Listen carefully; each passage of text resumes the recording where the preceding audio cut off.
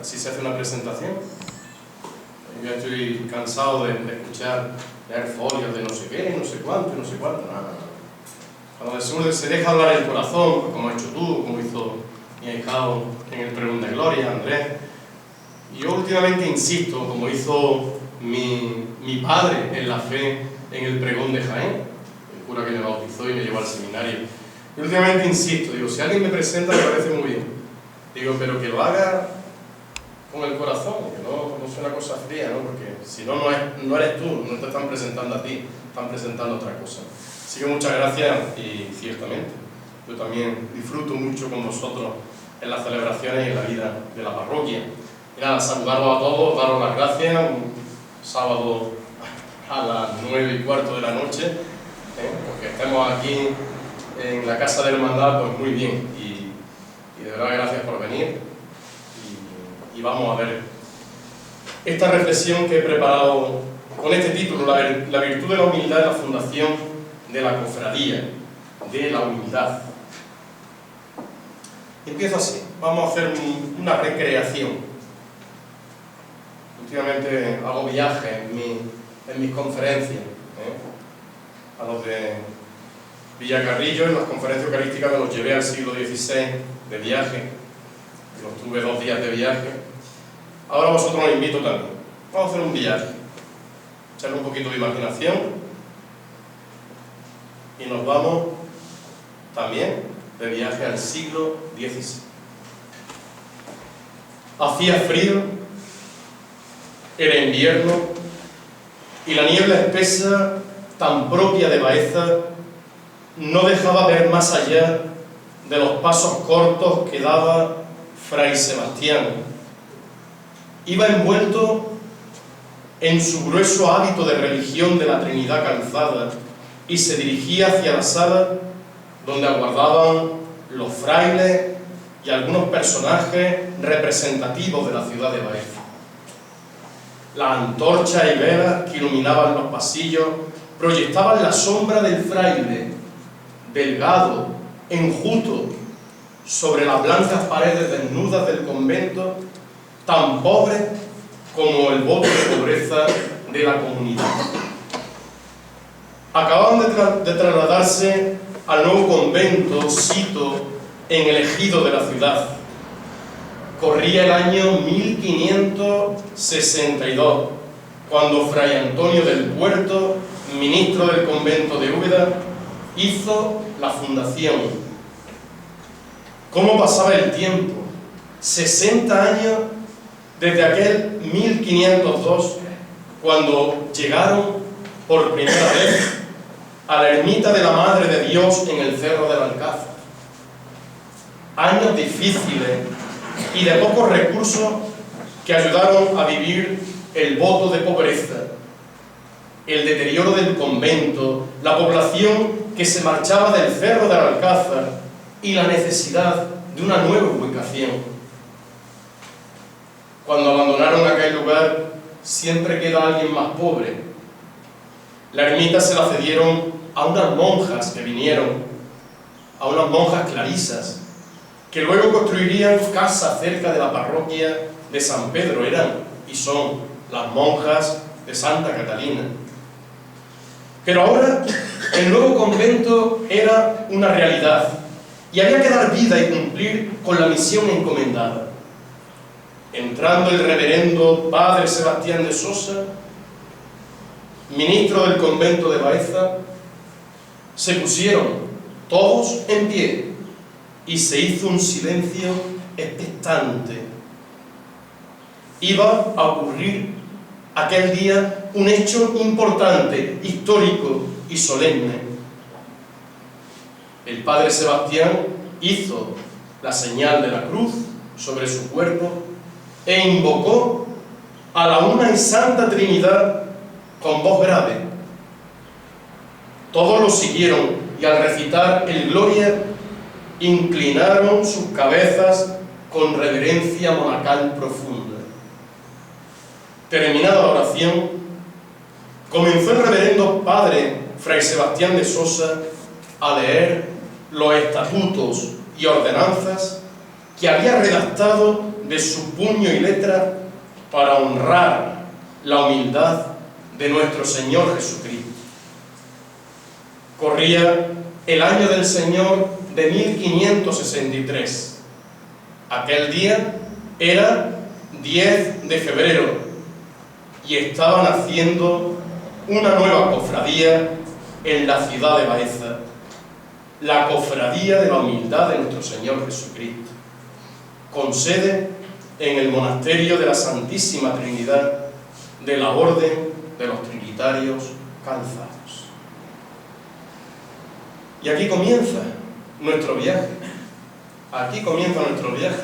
Hemos hecho una recreación, porque yo no estaba allí, no soy tan viejo, una recreación de lo que ocurrió aquel día 10 de febrero. Después de 450 años de historia, aún sigue vigente y con gran número de hermanos que cada Jueves Santo en la parroquia del Salvador nos reunimos para orar y salir en estación de penitencia con la sagrada imagen del Señor de la humildad. La copia de los estatutos se hizo en el año 1797 sobre la primigenia que custodiaba el mayordomo don Antonio Díez de la Era y el administrador don Francisco Tauste. Por orden del Real Consejo con fecha del 26 de agosto de 1796 y a través de la Real Cancillería de Granada, se pide a todas las cofradías y hermandades, excepto a las sacramentales y de ánima, que entreguen a las cabezas de partido del distrito todas las ordenanzas y constituciones originales, que las entreguen. Por eso no conservamos las originales, porque tuvieron que entregarlas.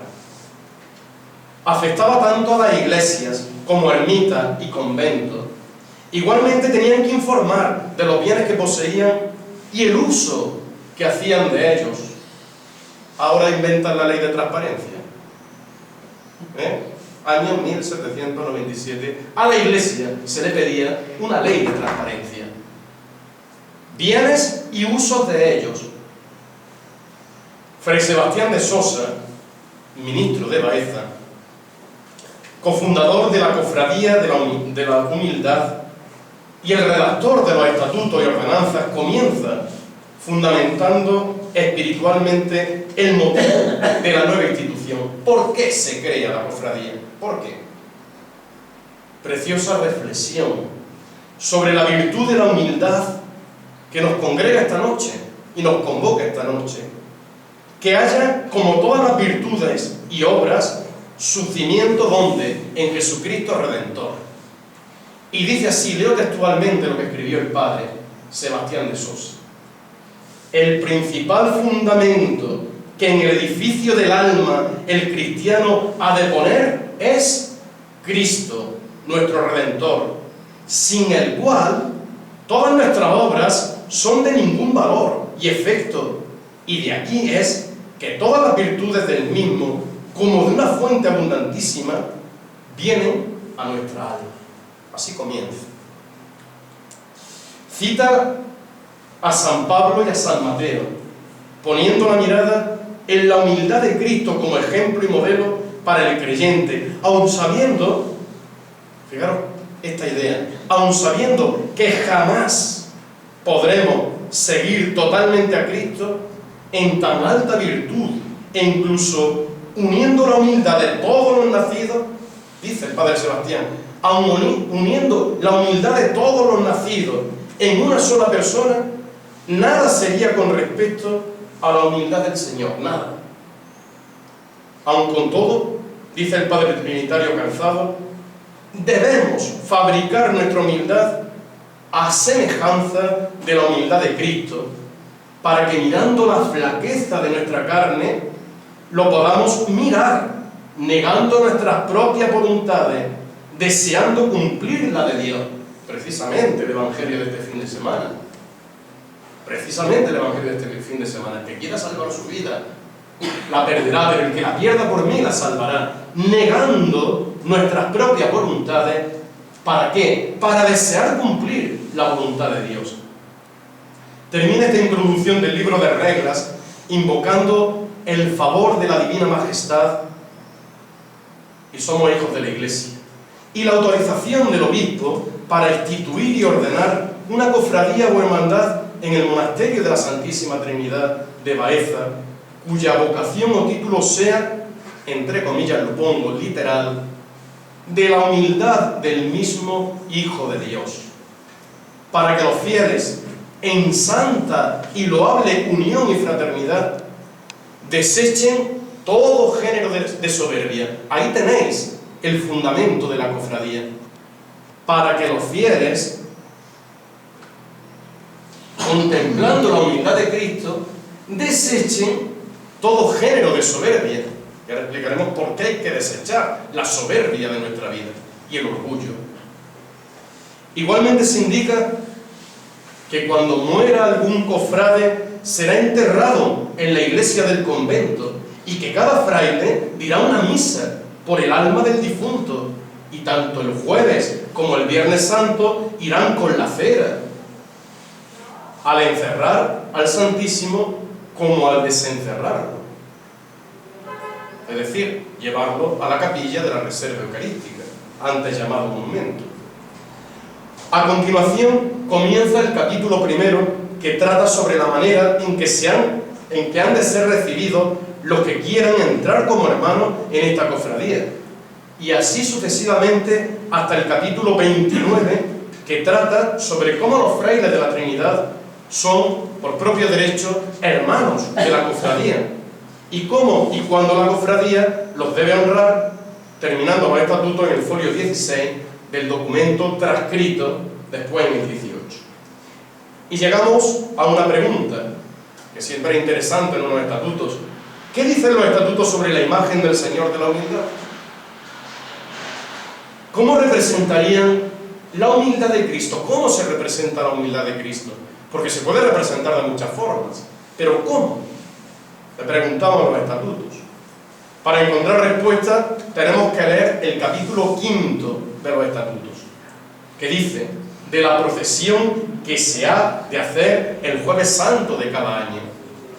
Los estatutos ordenan y mandan a los hermanos cofrades asistir a la procesión del jueves santo, pudiendo excusarse de esta solo por 3 causas. Solamente 3 motivos para no asistir a la procesión del jueves santo: mucha vejez, enfermedad o encontrarse fuera de Baeza a más de una jornada de camino.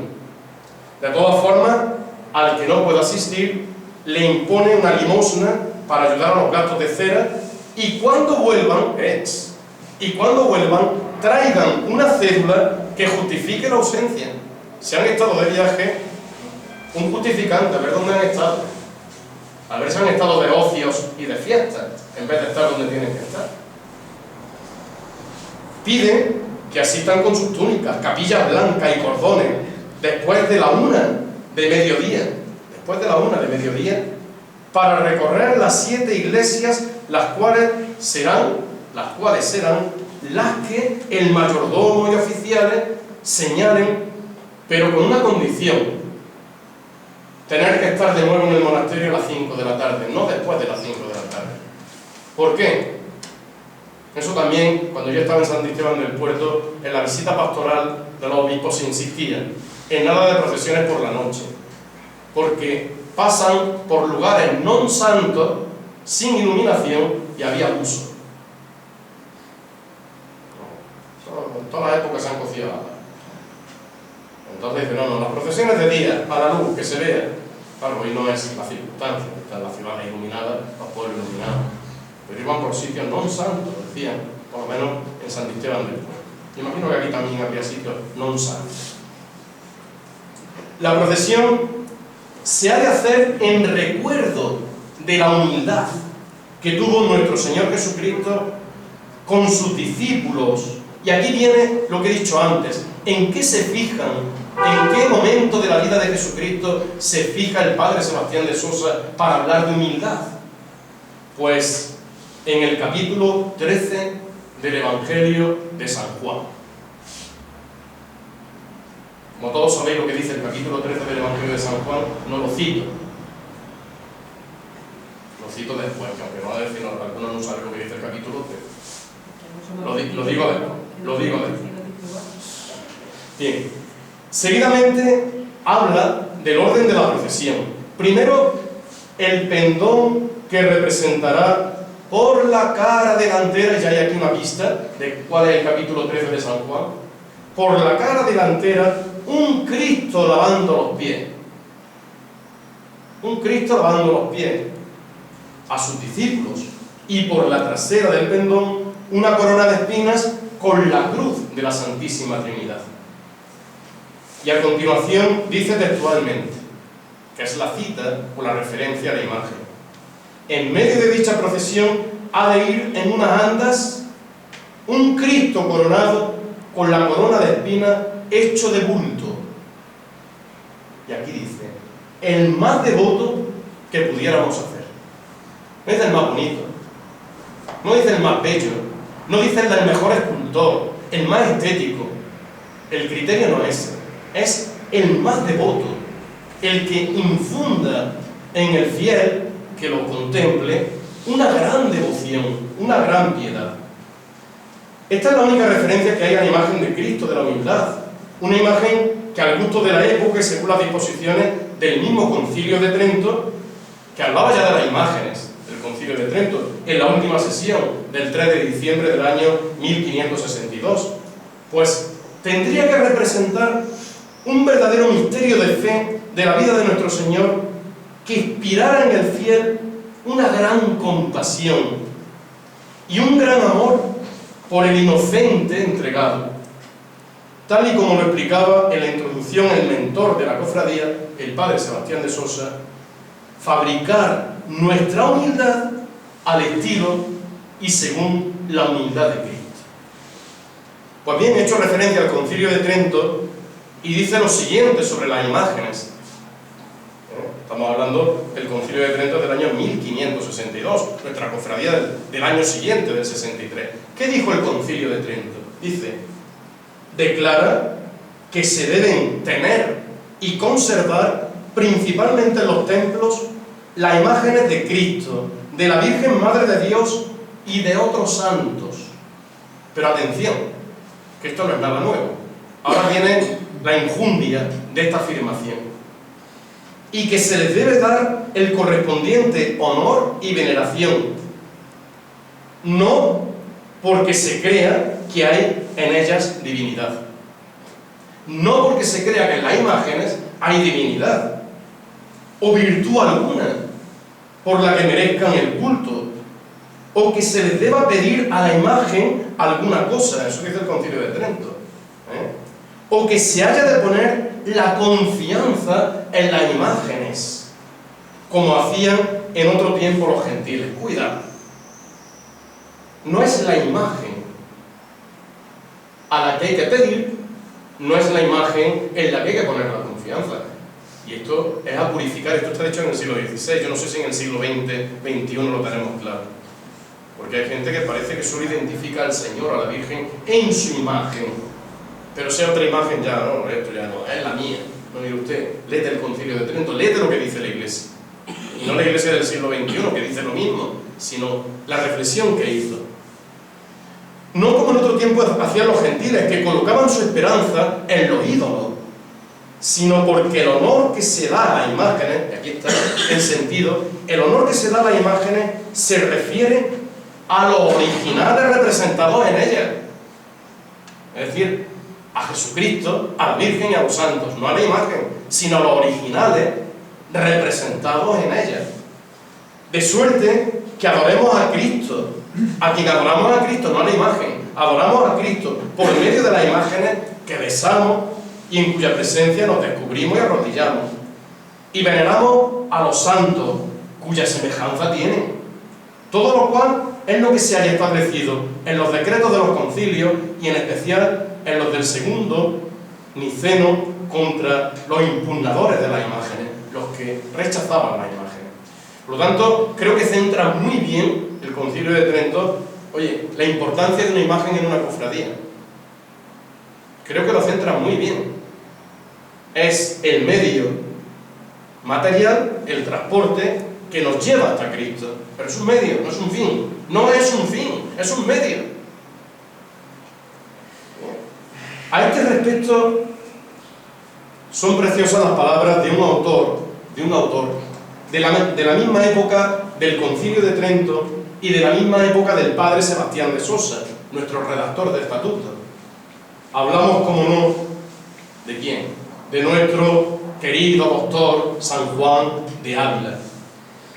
En lo que se conoce como Tratados Menores de San Juan de Ávila, tiene un sermón precioso sobre el ecce homo, que yo además invitaría a la cofradía y recomendaría que en el boletín del año que viene pudiéramos meter ese, el que sea redactor del boletín, téngalo presente, para introducir el sermón de San Juan de Ávila sobre el ecce homo, porque nos viene a nosotros estupendamente la reflexión que hace. Pues bien, he seleccionado un párrafo, no lo voy a leer entero, pero he seleccionado un párrafo que hacía referencia a la homilía también esta noche, para ilustrar lo expuesto. Dice San Juan de Ávila: donde hay amor, hay dolor. Donde hay amor, hay dolor. Cuidado. Cuidado con los que no sufra nadie. A ver si vamos a hacer seres absolutamente egoístas. Donde hay amor, hay dolor. Y nadie piense en el amor si no piensa en el dolor. Porque entonces el amor ni es puro ni es verdadero.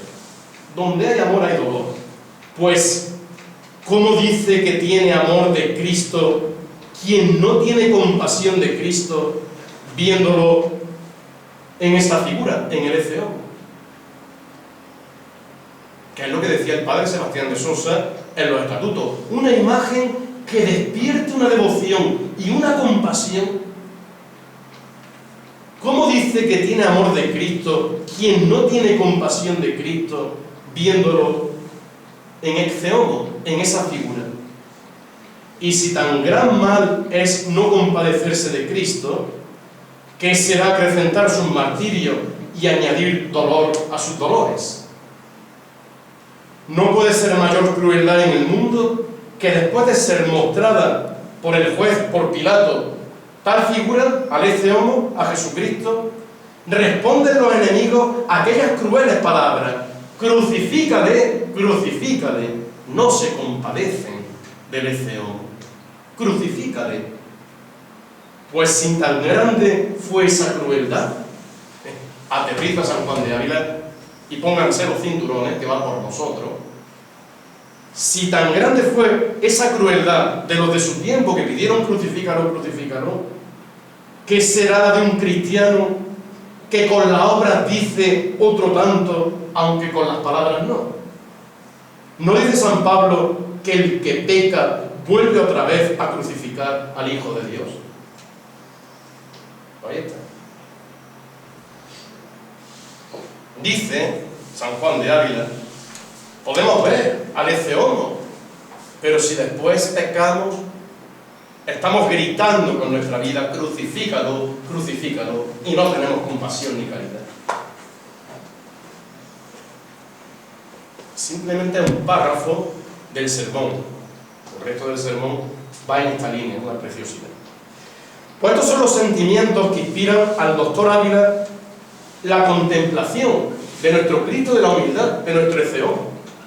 Sentimientos de compasión, de profunda humildad, deseo ardiente de agradar a Cristo con la palabra y con la vida, las dos cosas, palabra y vida, para no actualizar su rechazo y su pasión. Fijaros qué cosa más interesante para la mesa redonda que vamos a tener dentro de un par de semanas. La nueva evangelización. Oye, si los cristianos con nuestra vida no somos coherentes, ¿qué estamos haciendo? Actualizando la pasión de Cristo.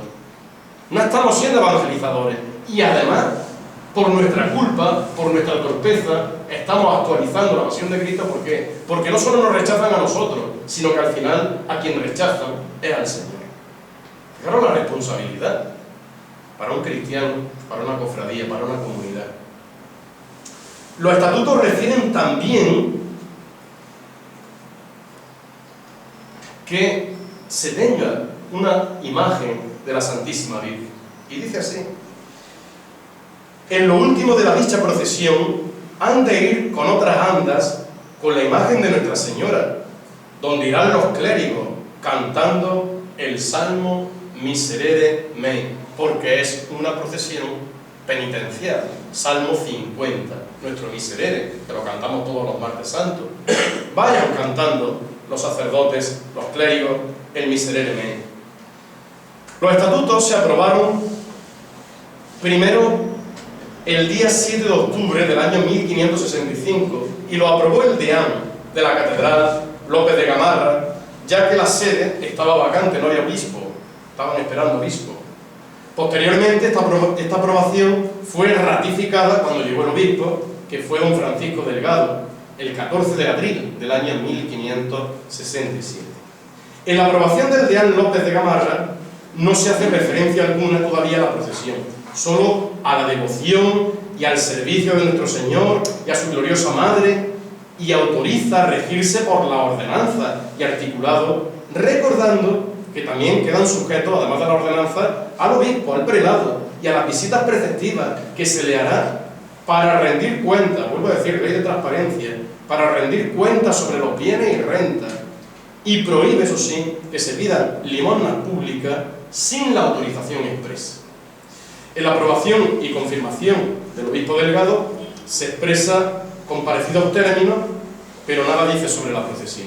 Sin embargo, en la licencia que otorga el vicario, don Asensio de Molina, el 12 de octubre de 1665, y la del corregidor, 14 de octubre de 1665, sí que se autoriza la procesión y fiesta según el uso y costumbre de las otras cofradías que había en Baeza, sin incurrir en pena alguna, ni se le pongan impedimentos, dice. Incluso da licencia a los clérigos, cofrades o devotos para que puedan ir en la procesión cantando o rezando los salmos del Salterio, sin que por ello sean calumniados o reciban pena alguna. Por tanto, y de todo ello se desprende que ya en octubre del año 1565 la Cofradía de la Humildad ya había salido a la calle teniendo alguna dificultad con las otras cofradías de la ciudad y con los jueces y la justicia seglar. Encontramos en los estatutos una anotación posterior, concretamente del año 1602, cuando la cofradía ya tenía capilla en el convento de San Francisco, de la Orden de los Hermanos Menores de San Francisco. Dice con respecto a la procesión cuáles deben ser las 7 iglesias que visiten la procesión del Señor de la Humildad. En la redacción de los estatutos se dice que el mayordomo considere, pero ya en el año 1602 especifica cuáles son las 7 iglesias. Saliendo del convento de San Francisco, subiendo las barreras y entrando por la puerta de Úbeda, las 7 iglesias son la iglesia mayor, saliendo por la puerta de la Luna, iglesia de San Pedro a la iglesia de San Gil a San Antón, de San Antón al Salvador, del Salvador a San Andrés, de San Andrés a San Pablo y de San Pablo a San Francisco. Ese es el recorrido que le marcan y la visita de las 7 iglesias. Firma esta disposición el licenciado Francisco de Sepúlveda, que es el vicario y juez eclesiástico de la ciudad de Baeza y del arciprestazgo, por mandato del obispo, que en aquella época era don Sancho Dávila y Toledo. Referencias, por lo tanto, a nuestros estatutos, y he querido hacer este pequeño homenaje a nuestros antepasados, aunque no era específicamente reflexionar sobre la virtud de la humildad, que no vamos, pero sí me parecía interesante ver un poco esos orígenes de la cofradía. referente a nuestros estatutos, al origen y fundamento de nuestra cofradía de la humildad. Pero estos documentos, donde más se entretienen, y yo insisto en esto, donde más se entretienen no es en la imagen, ni en la procesión, o el elemento externo de la cofradía, que como veis está presente, el elemento externo de la cofradía, pero no es lo fundamental dentro de los estatutos. Dentro de los estatutos hay dos aspectos muy sobresalientes. El primero de todos, el más sobresaliente de todos, la virtud de la humildad, pero junto a esta virtud principal y necesaria, por lo que voy a explicar ahora a continuación, hay otra virtud que está implícita en todas las citas evangélicas que aporta el Padre Sosa y también en las acciones de la cofradía, y es la caridad.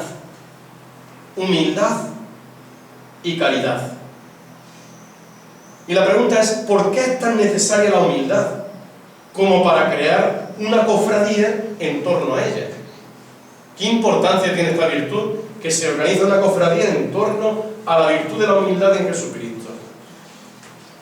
Pues por una razón, mirad, la humildad, ¿a qué es contraria? Como he dicho antes, la humildad es contraria a la soberbia. La humildad es virtud.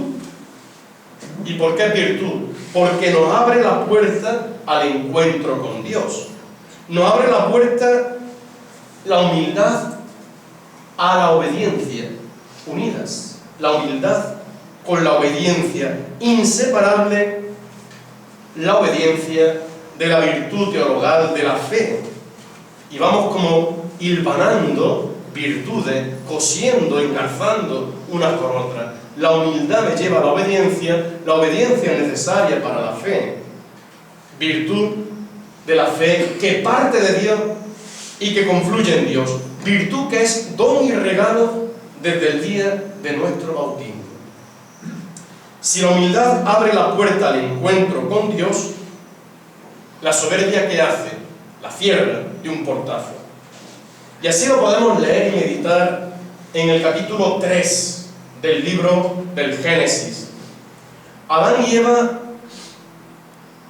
desobedecen el mandato de Dios. Y llenos de soberbia, ¿qué es lo que pretenden? El sueño que siempre ha pretendido toda la humanidad desde siempre. Ser Dios. Ser como Dios. Hoy nuestra sociedad es muy soberbia. Gracias especialmente a la ciencia y a la técnica, parece que la ciencia y la técnica están fuera de cualquier valoración. ¿No habéis dado cuenta? Que cuando se habla de bioética o se quiere aplicar la ética a la ciencia, saltan rápidamente con desprecio. Pero ¿quiénes son ustedes? La ciencia puede hacer lo que quiera. La ciencia es Dios. Y no se le pone límites, porque los límites son propios del hombre, pero de Dios lo propio que es lo ilimitado, la eternidad. No hay limitación. La ciencia es Dios. Es la nueva divinidad de nuestra sociedad, la ciencia. Pues nuestra sociedad, que es soberbia, le pasa como a Adán y Eva. Adán y Eva, la tentación era seréis como Dios, es decir, siempre querer ser más, aspirar a ser más. Y llenos de soberbia por querer ser como Dios, ¿qué fue lo que hicieron? Desobedecieron. Lo desearon realmente. Le pareció apetitoso ser como Dios, no tener límites ni fronteras. Lo apetecieron y lo experimentaron, pero se dieron cuenta que era una manzana envenenada, era un dardo venenoso. ¿Por qué? Porque lo prometido, ser como Dios, era una gran mentira. Era una gran mentira. ¿Cuántas veces endiosamos a las personas? Y la persona, si es un poquito tonta, que lo ve también, se lo creen. Y cuando la gente le retira su favor, se caen y se estrellan. Y se dan cuenta que era toda una gran mentira. ¿Veis? Pero mientras dura el endiosarse, pues uno se cree que está por encima de los demás, en la nube, Ahora veremos lo que dice San Juan de Ávila también sobre estos aspectos, que ya veréis. Bien, lo desearon y experimentaron fracasando. Ese es el pecado primero, o pecado original, que abrió la puerta a todos los demás pecados, a todos los males del mundo, que se concentran y manifiestan atrozmente en el hecho dramático de la muerte, que es lo que descoloca al hombre. No hay cosa que descoloque más que la muerte. Claro, los que no tienen fe. Decía Rosa antes en la presentación, los llame a otro destino geográfico. Decía, no, los llame a su presencia. Yo te he dicho y repito, yo estoy dispuesto, estoy abierto, y cuando Dios quiera. Y digo como San Pablo, ser llamado a la vida eterna es con mucho lo mejor, pero los cristianos no somos suicidas, y mientras dure esta peregrinación hay que vivirla a tope, con intensidad, hasta la última gota, pero con una clara conciencia de que nuestra patria no es esta, que nuestra patria es el cielo, y nuestro destino definitivo es descansar, como decía San Agustín, en el corazón de Dios. Y eso es con mucho lo mejor. Y si a mí me ofrecen lo bueno que es esto con lo mejor, yo me quedo con lo mejor. Pero en mi mano está. Eso está más que en los destinos del ser. Por lo tanto, sea destino geográfico o destino eterno, como decía que el sacerdote, hombre, si es con Dios, si lo voy a condenar, no. Pero si es con Dios, adelante, sin miedo, que no hay problema ninguno. ¿Cómo se llama ese pecado original? ¿Cómo se llama? Porque la gente dice, ¿qué es el pecado original? ¿Cómo se llama? Se llama soberbia, se llama desobediencia. Y es lo contrario ¿a qué? A la humildad, a la virtud de la humildad.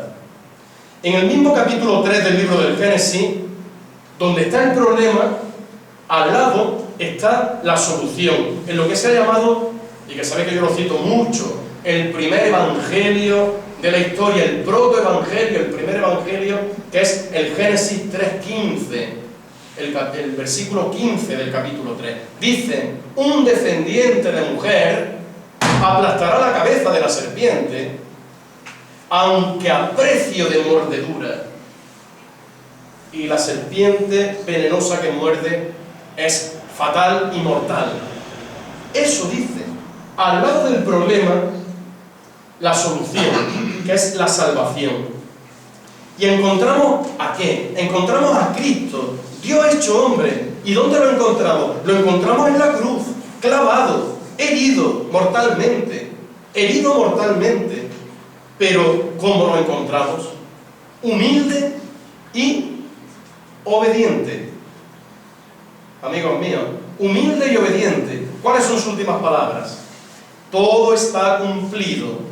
Padre, a tus manos encomiendo mi espíritu. Donde hubo soberbia y desobediencia, ¿ahora qué hay? Humildad y obediencia. Donde estaba el problema, ¿ahora qué hay? Remedio. Y aquí está el misterio de nuestra salvación. La muerte y resurrección de nuestro Señor Jesucristo. Ese es el misterio de nuestra fe. Muerte y resurrección. Por la soberbia y desobediencia de Adán y Eva, ¿qué entró en el mundo? El pecado y la muerte. Ahora, por la humildad y la obediencia de Cristo y de la Virgen María, que es también humilde y obediente, ¿qué entra en el mundo? Ha entrado la salvación y la vida eterna. Lo que habíamos perdido, ahora, por la obediencia de uno que es Jesucristo, lo hemos recuperado. ¿Os acordáis las palabras del Padre? Ha vuelto mi Hijo. Estaba muerto y lo hemos recobrado con vida y salud. Gracias a Cristo, los que estábamos muertos, se nos ha recobrado con vida y salud. Pues aquí está la razón por la que el Padre Sebastián de Sosa exhorta en los estatutos a los cofrades ¿a qué? A imitar la humildad de nuestro Señor. La virtud de la humildad es la que más agrada a Dios, porque la soberbia es el fundamento ¿de qué? De todo pecado. Y todo pecado supone alejarse de Dios supone muerte y supone volver a la antigua condición. Y la humildad es ahora el principio de todo bien y el camino que lleva al cielo. Contemplando a Cristo humilde, surge la necesidad de la imitación de Cristo, para al menos intentar alcanzar algo en nuestra vida de esa humildad. Bien, ¿en qué escena del Evangelio ve el Padre Sebastián de Sosa la perfecta humildad de Cristo? He dicho antes, capítulo 13 de San Juan, capítulo 13 del Evangelio de San Juan. ¿Y qué dice el capítulo 13 del Evangelio de San Juan? He seleccionado algunos versículos, no lo voy a leer entero, pero sí que os lo pongo de deberes. Cuando lleguéis a la casa, tengáis un ratico, como fruto de esta conferencia, leeros el capítulo 13 de San Juan. Bien. Dice lo siguiente: antes de la fiesta de la Pascua, sabiendo Jesús que había llegado su hora, ha llegado su hora, la de pasar de este mundo al Padre, habiendo amado a los suyos hasta el extremo. Ahora os decía, humildad y caridad. La caridad es el amor.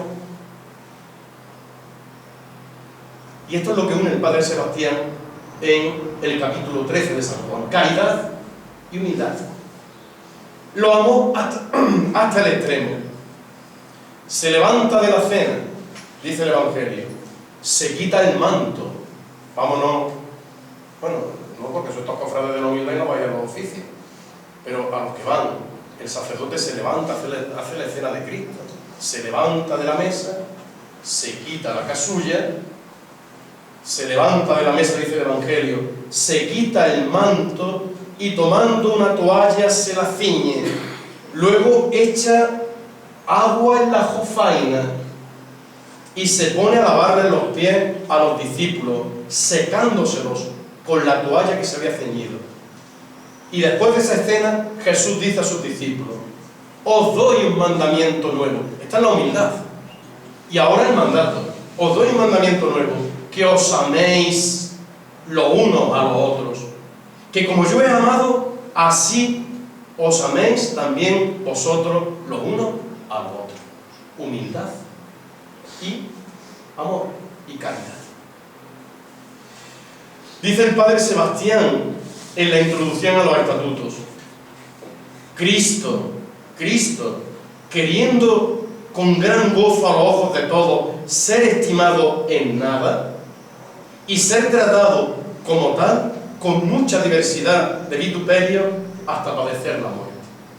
Ese es Cristo, el que no quiere honores, el que no quiere gloria. Es el Cristo humilde que no busca ser estimado y que lo que busca es incluso vituperio hasta padecer muerte. Y en otro párrafo, refiriéndose a los que quieren ser cofrades, a los aspirantes, les dice: el camino del cielo es la humildad, para cuya entrada es necesario que el hombre sea pequeño en su reputación. Y a nosotros nos gusta el incienso, y no me refiero al saumerio, sino a otro incienso. Dice el Padre Sebastián: el camino del cielo es la humildad, para cuya entrada es necesario que el hombre sea pequeño en su reputación, para que, aunque la morada de la bienaventuranza sea tan excelente, tan grande, dice el Padre Sebastián, el camino para ir a ella, a la morada grande, el camino es angosto y estrecho. ¿Quién quiere el camino angosto y estrecho? ¿Quién lo quiere? Por la cantidad de granujas que tenemos a nuestro alrededor. ¿Quién quiere el camino angosto y estrecho? Por lo que los soberbios, dice el Padre Sebastián, los soberbios, los hinchados, y los que son grandes en su reputación y estima no caben por el camino del cielo. No se está inventando nada el Padre Sebastián de Sosa, esto está en el Evangelio. Dice el Señor, ancho es el camino de la perdición, angosto y estrecho el camino que lleva al cielo. Esa es la idea, la humildad. La humildad te hace pequeño. Este espíritu se representa en la procesión como poniendo como primer signo visual de nuestra cofradía un pendón, como he dicho antes, con la escena del lavatorio, que más tarde derivaría en otra cofradía que representaba en nuestra ciudad de Baeza ese misterio. Cristo, siendo Dios, no aparece de pie, ahora aparece pequeño, de rodillas, lavando, humilde. ¿Os acordáis cuando estuvimos en Tierra Santa y fuimos a la Basílica de la Natividad? La gran basílica, pero para entrar a la Basílica de la Natividad, Emilia, no tuvo que agacharse mucho porque no era muy alto, pero para entrar a la Basílica de la Natividad, ¿te acuerdas? Había que inclinarse, no se podía entrar, porque se entraba erguido, o como dice el Padre Sebastián, hinchado y orgulloso, ¡pah!, te pegas con la puerta es así de chica. ¿Y cuál es el sentido? Pues tiene un sentido histórico, ya que entraban a saquear la Basílica de la Natividad en caballo, y dijeron, forma de que no entren en caballo, entren por lo menos en pie, pagamos una puerta chica. Pero tiene un sentido espiritual, aparte del histórico, que más razón sería el histórico que el espiritual. Su origen era defensiva esa puerta, pero después tiene un sentido espiritual mucho más profundo, y es que para encontrarse con el Rey de Reyes en la Basílica de la Natividad, en el nacimiento de Cristo, hay que hacerse pequeño, porque si no hacéis como niños, no entraré en el reino de los cielos. Es la humildad de nuestro Señor. San Juan de Ávila, en lo que se denomina, y lo he dicho antes, escritos menores, aparte del sermón del Ecce Homo, tiene una regla de vida cristiana muy provechosa para andar en el camino de nuestro Señor. Propone 2 bloques de grados de humildad, uno de 5 grados y otro de 12 grados. Nuestros estatutos están muy en consonancia con esta doctrina de San Juan de Ávila, que se dicta por primera vez en el año 1556, quiere decir 7 años antes de la redacción de nuestros estatutos estaba ya esta regla de vida que de alguna forma está reflejada en nuestros estatutos. Paso a enunciar solamente los grados de humildad, porque si me pusiera a reflexionar uno a uno, necesitaríamos un día de retiro espiritual, desde por la mañana hasta la noche. Pero lo enuncio, simplemente lo enuncio, especialmente para los soberbios. 5 grados de humildad. Primero, que el hombre, conociendo su vileza, yo no tengo pecado, yo soy buenísimo. Esto no es para mí. Comentario del soberbio. Es el primer síntoma de un soberbio.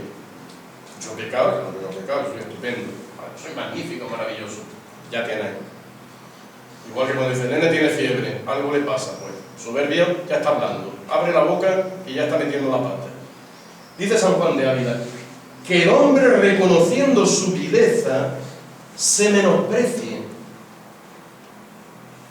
Eso no es fácil, se menosprecia a sí mismo en la voluntad. Segunda regla, o segundo grado, este menosprecio se muestra exteriormente en su vestir y en el andar.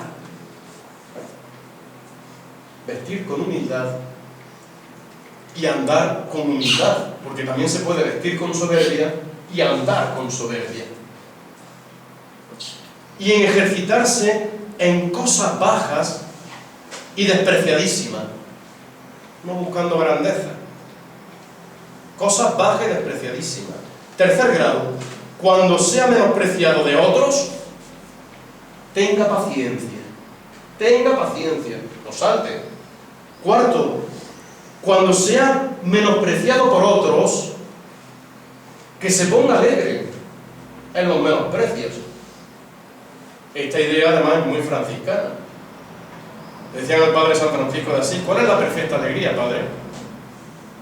Dice, cuando hayas hecho todo el bien que tú puedas y el pago que te den sea insulto, paliza y desprecio, ahí encontrarás la perfecta leticia, la perfecta alegría.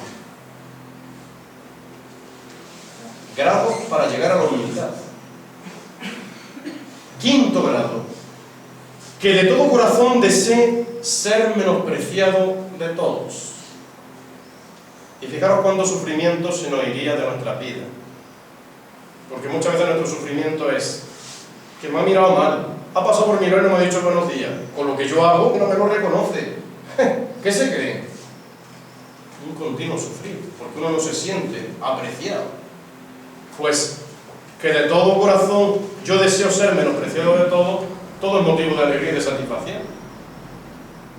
San Juan de Dios, que se tomó muy en serio esta regla de vida, claro, decían, está loco, no, buscaba enfrentarse a estas situaciones del menosprecio, para hacerse fuerte y para hacerse humilde, las dos cosas.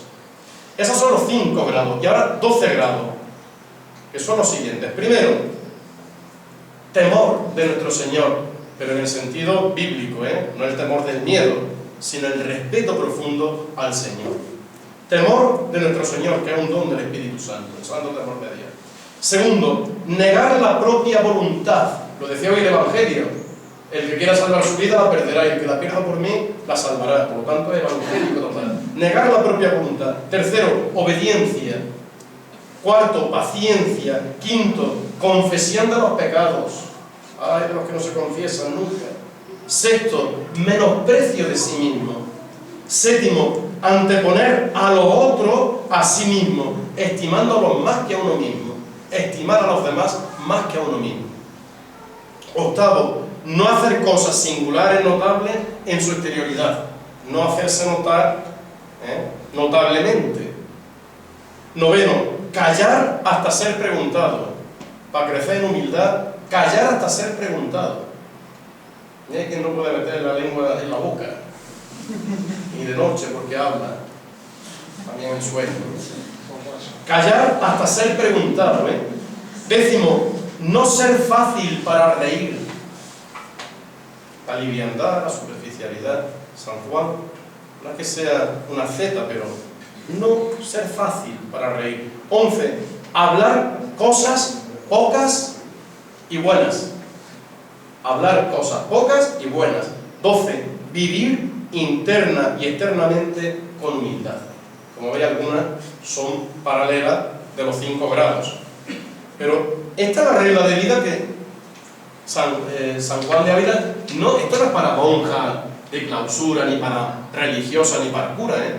Esta es la regla de vida que él le daba a cualquiera que le decía, Padre Ávila, ¿cómo puedo mejorar en la humildad? Y este es el recetario que le hacía. Y yo digo que está en consonancia. Pues bien, en relación a la virtud de la humildad, en nuestro estatuto se pide a todos los cofrades que quieran pertenecer a la cofradía que tengan un perfil y unas características muy concretas que se ponen en el capítulo 1 de los estatutos. Y se dice, para ser cofrade de la humildad, y háganse examen de conciencia los que están aquí presentes, que son de la humildad. Primero, que no se halle en ningún rencor ni mala voluntad del que quiera ser hermano, que no se halle en ningún rencor con nadie, con nadie. Vamos, que si tú, por ejemplo, no te hablas con tu vecina, que tú ya no puedes ser de la humildad, porque te hallas en un rencor y lo primero que tienes que hacer es crecer en humildad antes de pertenecer a una asociación que busca la humildad. Que no se haya ningún rencor ni mala voluntad. Segundo, que sean personas llanas, humildes, sin contienda, que no sean una escopeta, o que no sean personas conflictivas, llanas y sin contienda. Tercero, que no sean personas tenidas por revoltosas, y ahí ya podemos meter más cosas. Cuarto, que no sean personas, que esto hoy mucha gente no lo entiende, y la Iglesia siempre ha dicho igual, que no sean personas que públicamente vivan mal, especialmente los amancebados. Que algunos se extrañan y dicen, ¿y a mí por qué me tienen que decir? Yo con mi vida hago lo que quiera, pero te has creído, chaval? Tú con tu vida haces lo que quieras en la calle, pero no dentro de la iglesia. Dentro de la iglesia hay un orden, hay una disciplina. Que no sean personas que públicamente vivan mal, no pueden ser hermanos de la cofradía. Y si alguno después de recibirlo, dicen los estatutos, es desobediente, o si el que quiera entrar no es obediente, pues que no se le deje entrar, que no pasa nada. Que no pasa nada. Hasta que no se convierta. ¿Por qué? Pues porque una cofradía, y el planteamiento de una cofradía era para una conversión de vida. No era para sacar una imagen. Hoy, pues, mucha gente pertenece a una cofradía para sacar el santo. Y ya. No para convertir la vida. El 99%. Bueno. No para convertir la vida. Chicos, los de atrás. No para convertir la vida. Y ahí es donde tenemos, digo los chicos de atrás, pues son jóvenes, son los jóvenes de las cofradías, y hay que darle una nueva impronta a las cofradías. De eso hablaremos en la mesa redonda. La nueva evangelización en nuestra sociedad del siglo XXI. Que nos podemos convertir en los chirigoteros del siglo XXI. Claro, si no tenemos las ideas claras. La escena de la humildad de nuestro Señor, representada en el capítulo 13 de San Juan, va unida inseparablemente al mandato: amaos unos a otros como yo he amado, y al mismo sacramento de la caridad, sacramento caritati, Benedicto XVI, que es, ¿cuál? El sacramento de la caridad, la Eucaristía. Es el sacramento de la caridad. Cristo, siendo Dios, grande y omnipotente, fijaros, que humilde, se queda en las especies del pan y del vino, convertida en la consagración y con la fuerza del Espíritu Santo en el cuerpo y la sangre de Cristo. Cristo, que nos ama hasta el extremo, es decir, hasta la muerte y muerte de cruz, se queda ahora humilde, por amor, encerrado en el sacramento eucarístico, con humildad y mansedumbre de corazón, esperándonos cada día en el sacramento de la humildad, que no solamente es una imagen, es un sacramento también, es la Eucaristía. Allí se queda encerrado, pobre, humilde, desnudo, para consolarnos y aliviarnos. Venid a mí, los que estáis cansados y agobiados, que yo aliviaré. ¿Dónde, Señor? A la Eucaristía, que es el encuentro con Cristo, el encuentro más perfecto, decía San Juan de Ávila. Humildad, caridad, Eucaristía marcan la vida del cofrade y de la misma cofradía. Ahora que se cumplen 450 años, viene bien echar la mirada atrás, reflexionar, comparar y con mucha sinceridad y verdad hacernos las siguientes preguntas, que yo las lanzo como reflexión en esta noche. ¿Estamos cumpliendo la voluntad de los fundadores? ¿Estamos actualmente en nuestra cofradía cumpliendo la voluntad de los fundadores, del redactor de los estatutos, que es el padre Sebastián de Sosa? ¿Estamos cumpliendo esa voluntad? ¿Estamos en el espíritu que le llevó a escribir unos estatutos? ¿Es realmente en la búsqueda de la virtud de la humildad donde ponemos hoy, en el siglo XXI, nuestras fuerzas, en la imitación de Cristo humilde, donde gastamos la energía en nuestra cofradía? ¿Buscamos la humildad en nuestra vida? Ciertamente, hay respuestas por ahí atrás, las preguntas. Ciertamente hemos aumentado el patrimonio de la cofradía. Hemos aumentado la dimensión material y patrimonial de la cofradía en 450 años. Si nuestros fundadores viniesen hoy y viesen todo esto, se quedarían admirados. Contamos con medios insospechados para nuestros fundadores, que apenas hablan en los estatutos de cera, de andra, de un pendón, de unas imágenes y mucho canto. Hoy contamos con muchísimas más cosas, pero la pregunta es, ¿y el patrimonio espiritual de la cofradía? ¿Y el patrimonio espiritual de la cofradía? ¿Lo hemos aumentado? ¿Ha crecido proporcionalmente al patrimonio material. Hay proporción entre lo material y lo espiritual. No. Entiendo que no son preguntas a lo mejor cómodas, pero como hay que hacerlas entre nosotros, pues yo las hago. Entiendo que siempre hay mucho por hacer en estas cuestiones espirituales, pero los aniversarios y la celebración de la historia, y desde mi punto de vista, por eso creo que son muy positivos la celebración de los aniversarios, y todo lo que se haga me parece muy positivo, pero ¿para qué? No para que queden carteles conmemorativos y medallas y cuadros, no solo para eso, Yo lo considero, los aniversarios y las celebraciones de la historia, positivas porque nos tienen que llevar a la reflexión serena, sin apasionamiento, sin prejuicio y con los deseos de asumir los retos que nos deparará el futuro desde los orígenes y apoyándonos en el presente. Ahora celebramos los 50 años del comienzo del Concilio Vaticano II. Este año lo hemos celebrado, los 50 años del comienzo, que fue un concilio además pastoral, que adaptó y reconcilió a la Iglesia con el mundo, la sociedad y la cultura de la mitad del siglo XX. Una de las cosas que descubrió el Concilio Vaticano II es que tenían que volver a beber de la agua fresca y limpia de las fuentes. ¿Y esas fuentes cuáles son? La Sagrada Escritura, la Biblia. Eso lo descubrió el concilio. Dijo, señores, tenemos que volver a los orígenes. ¿Por qué? Pues mira, porque con el devenir del tiempo y los años, a todas las estructuras, a todas las instituciones, se le van pegando en el camino muchas cosas.